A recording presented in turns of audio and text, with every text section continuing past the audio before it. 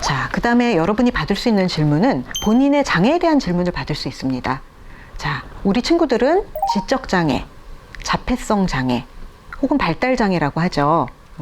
이 중에서 대답을 하면 되는데 본인의 장애에 대해서 그러자면 알고 있어야 되겠죠? 예, 그래서 본인의 장애에 대해서 알고 있으면 되고요. 가끔씩 이런 질문을 받게도 됩니다. 본인의 장애가 선천적인가요? 후천적인가요? 이런 질문을 받게 되는 경우도 있어요. 말이 조금 어렵죠. 선천적이라는 건 뭐냐면 내가 태어날 때부터 장애를 갖고 있는 경우가 선천적 장애예요. 특별히 중간에 어디가 아프다거나 사고를 당해서 장애가 생긴 경우 말고 태어날 때부터 장애가 있었던 경우를 선천적 장애라고 합니다. 후천적이라는 건 뭐냐면 방금 선생님이 설명한 대로 어떤 사고가 났다든지 아니면 병을 앓았다든지 해서 후천적으로 장애가 생긴 경우예요. 자, 본인이 선천적인지 후천적인지 모르고 있는 친구들 많을 거예요. 정확치 않을 때는 선생님이나 부모님께 여쭤보면 됩니다. 그래서 내가 선천적 장애인지 후천적 장애인지까지 파악하고 있으면 됩니다. 여기 지금 면접관이 여러분의 장애에 대해서 물어보는 것은 이미 면접관들은 여러분들이 장애가 있다는 걸 알고 있어요. 다만 본인이 얼마나 잘 알고 있는지 본인에 대해서 그래서 물어보는 것일 뿐이기 때문에 부끄러워하거나 숨길 이유는 전혀 없고요. 장애가 있는 게 잘못이 아니죠. 그렇죠? 그렇기 때문에 여러분이 본인의 장애에 대해서 잘 알고 있고 그거에 대해서 얘기할 수 있으면 됩니다.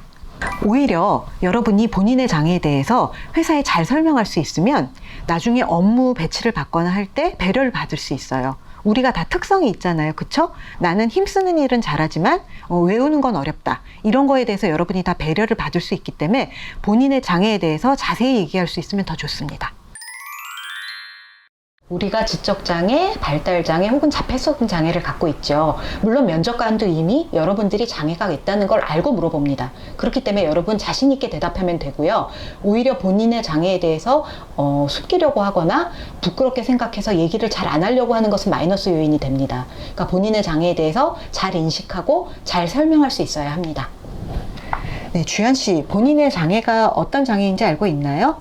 저는 지적장애를 가지고 있습니다. 아, 그래요? 그럼 그 장애가 혹시 선천적인가요? 후천적인가요? 저는 선천적인 걸로 알고 있습니다. 아, 그래요? 그럼 본인이 어떤 거는 잘할 수 있고 어떤 거는 잘 못하는지 설명해 줄 수 있어요? 저는 지적장애를 가지고 있어서 조금 기억하는데 어려움을 보이긴 하지만 이런 거를 보완하기 위해서 항상 메모하는 습관을 가지고 있습니다. 따라서 저한테 어떤 일을 시켜주신다면 꼭 메모해서 까먹지 않고 일할 수 있도록 하겠습니다. 네, 감사합니다. 수고하셨어요.